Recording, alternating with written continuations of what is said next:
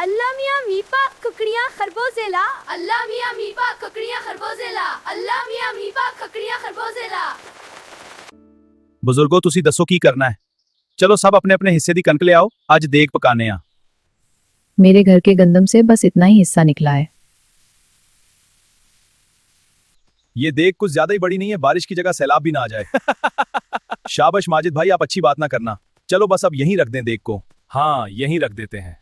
बेटा आहिस्ता चलो, खुद भी गिरोगे, सारे दाने भी गिरा दोगे। दादी अम्मा मैं नहीं गिराऊंगा, आप बस चलती आएं।